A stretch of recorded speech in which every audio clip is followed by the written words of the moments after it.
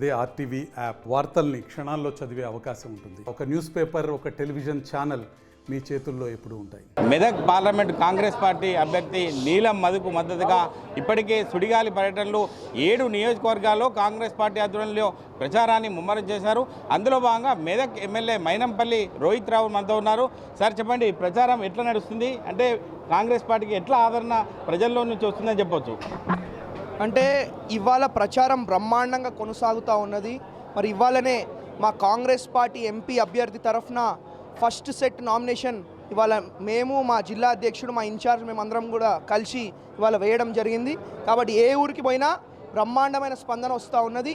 ఇంద్రమ్మ రాజ్యం మళ్ళా రావాలా, ఎక్కడ చూసినా ఇంద్రమ్మ రాజ్యం ఉండాలని చెప్పి ఇవాళ ప్రజలు అంటున్న పరిస్థితి.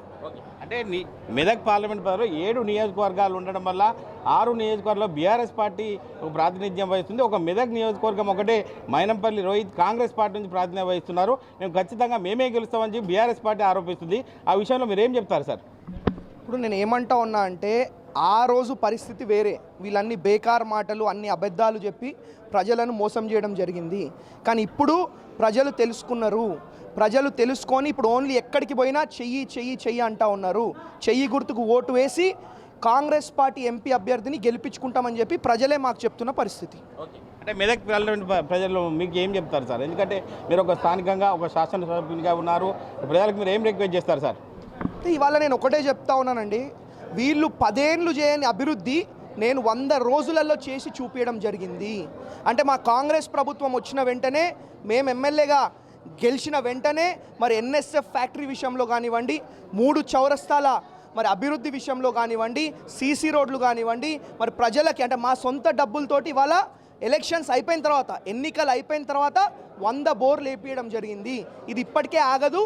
మరి భవిష్యత్తులో ఇట్లాంటి కార్యక్రమాలు, ఇట్లాంటి అభివృద్ధి సేవా కార్యక్రమాలు చేసుకుంటూ ముందుకి కొనసాగుతామని చెప్పి మీకు తెలియజేసుకుంటా ఉన్నాను. అదేవిధంగా మా కాంగ్రెస్ పార్టీ ఎంపీ అభ్యర్థి కానివ్వండి, వేరే ఇన్ఛార్జ్లు కానివ్వండి, అందరం కూడా కలిసి కాంగ్రెస్ పార్టీని ముందుకు తీసుకుపోతామని చెప్పి తెలియజేసుకుంటా ఉన్నాం. బీఆర్ఎస్ పార్టీ తరఫున హరీష్ రావు ఇప్పటికే ఎల్ఈడి స్క్రీన్ ద్వారా కాంగ్రెస్ పార్టీ ఇచ్చిన హామీలు నెరవేరలేదంటూ ప్రజలకు చెప్పడం జరుగుతుంది. ఆ విషయంలో హరీష్ రావు మాటలు మీరు ఎలా స్పందిస్తారు సార్?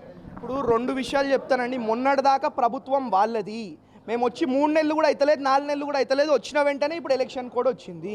ఈ పనికిరాని మాటలు ఇప్పుడే చెప్తే ప్రజలు నమ్ముతారా అని ఒకటి అడుగుతా ఉన్నా. రెండో విషయం, ఇప్పుడు మీరు ఏదైతే పేరు తీసినారో, నాకు పేరు కూడా తీయడం ఇష్టం లేదు.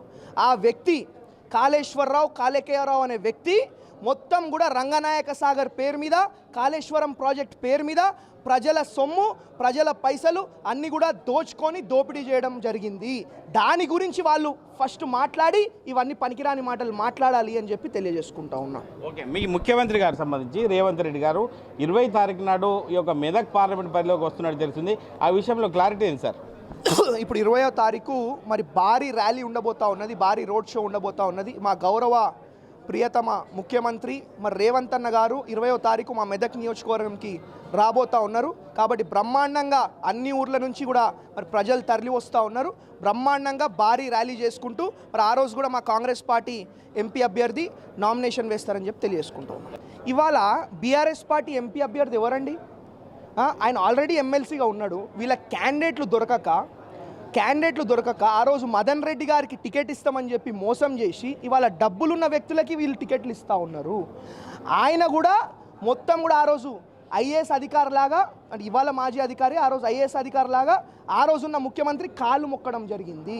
అంటే అదొక ఐఏఎస్ ఆఫీసర్ ప్రతిష్టకే భంగం కలిగే విధంగా ఈయన చేస్తూ ఉన్నాడు.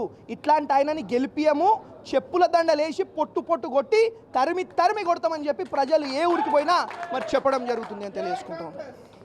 మెదక్ బీఆర్ఎస్ పార్టీ నుంచి క్యాండిడేట్ దొరకకనే ఒక డబ్బులున్న వ్యక్తికి వెంకటరామరెడ్డికి టికెట్ ఇవ్వడం జరిగింది.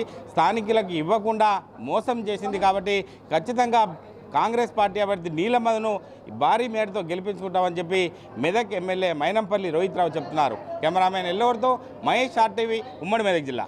మరిన్ని వీడియోస్ కోసం ఛానల్ ని సబ్స్క్రైబ్ చేయండి. లేటెస్ట్ అప్డేట్స్ కోసం వాట్సాప్ ఛానల్ ని ఫాలో చేయండి. అండ్ లింక్ డిస్క్రిప్షన్ లో ఉంది.